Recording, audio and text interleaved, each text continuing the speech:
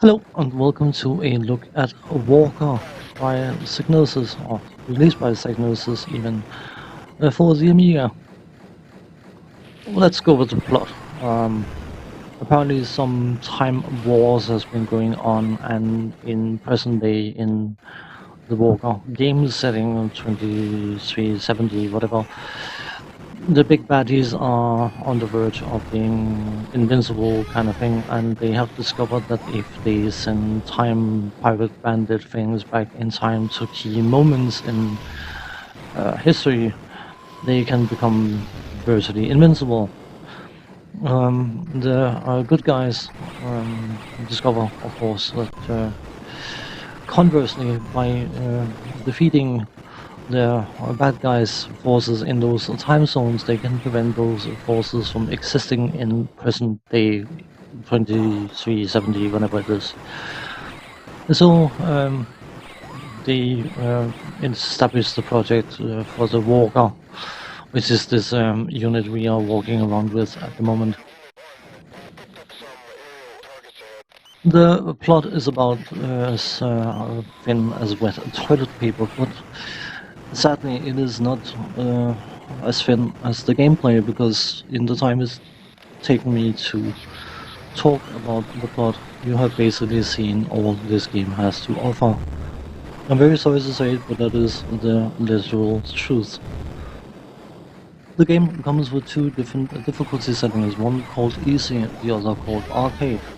And for the purpose of this video, I'm playing on arcade, but while arcade is significantly more difficult than easy, easy is by no means easy. You control the Walker by either using a combination of mouse and joystick or mouse and keyboard, and for that purpose I recommend mouse and keyboard, because the mouse and joystick is just plain old wonky. You move the Walker from side to side using the keyboard and aim and fire using the mouse, and of course, because the machine guns are forward facing, you cannot aim behind you. That's something to be mindful of. If you have something behind you, you need to back off in order to get your gun sights on target. Right mouse button locks on to targets, but it does not confer any damage bonus by being locked on. It's mainly to make sure that you are tracking targets and your bullets are landing where you are hoping them to land.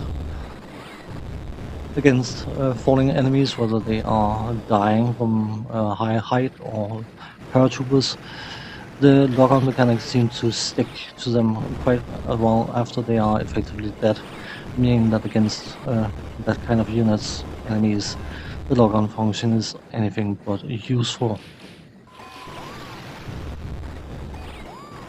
You have unlimited ammunition, so you have not you have no concern in that direction, but what you do have as a restrictor is your temperature gauge. If you look at the top left corner, there's a temp meter, which is the gun temperature. And you can possibly imagine that once you overheat your guns, they will no longer fire for about a second. So basically you have to constantly monitor the gun temperature in order to get the maximum performance out of your guns. The suggestion is to fire in small controlled bursts, which is fine against men, but against vehicles and similar type of units, small controlled bursts are just not adequate. So I found it very easy to just keep firing and getting prevented from firing because of the guns overheating at regular intervals, which I found rather annoying. The men you are facing will run towards you and throw fire, whatever it is. I think it's supposed to be mortars they're using against you. While vehicles will usually park up and stay in one location. The cannon's been pulled by horses. On this level you can decide where they stop by destroying the pulling unit. I would rather use that phrasing. But They have a fixed range, and you can outrange them if they are furthest to the left of the screen, but the men will charge back and forth. If the men are in the middle of the screen, you can run over some of them, and that makes it somewhat easier to get rid of them. The main challenge in this game is definitely the amount of crap it throws at you, and of course, because the men are mobile, you probably want to get rid of the men first, because they can actually close the distance and attack you, whereas vehicles will do significantly more damage when they hit you, but they stay in one location. So it's all about target priority, but because of the amount of crap being thrown at you, target prioritization becomes a bit of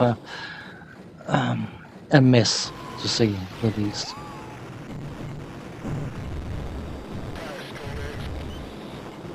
Let's talk graphic sound and draw some sort of conclusion concerning the gameplay. The graphics is nice and detailed as such, but it's definitely rather bland in its color choice. You can easily see that the men are men, the train cars are train cars, the cannons are cannons and all that stuff, but it's all very, very uniformly colored. The men's animation is of surprisingly high quality considering the amount of units on screen, but if you consider that DMA whereas a team that brought us lemmings, that is hardly surprising. The different levels only offer a difference in graphics and backdrops. There's no difference in units basically. You are effectively always fighting men, vehicles and planes of some sort. The sound design, the sound effects are decent. I like the machine gun firing sound and the ricocheting sound, but the problem is because of the amount of stuff on the screen, it usually turns into a cacophony of noise, and it gets rather, for me at least, agitating after a while. If you play with a system with 2 megabytes of memory or more, you can enable the speech. I have enabled it for the purpose of this video. The messages from command asking about status, all that stuff I find somewhat pleasing, but the pilot's random yellouts I found extremely obnoxious and not particularly enjoyable. The only music that is in the game is on the start, the setup, introduction, show screen, whatever thing, and it is barely noticeable and easily forgettable. The biggest problem with this game is that what you see is what you get, and absolutely nothing more. No power-ups, no newer weapons to pick up, no anything of any kind. The gameplay stays so static, it is incredibly boring after a very, very short amount of time. The shield, which is shown on the right hand side of the screen, you only get recharged by reaching the mid-section of a level, and you have no indication of how close you are or how far away you are. So unless you know the levels very well, you don't know when it's time to be super careful or not super careful. There's a part of me that wants to like this game, but it is so incredibly bare-boned, it feels like it's only half a game. On that note, thanks for watching, take care, see you next time, bye bye.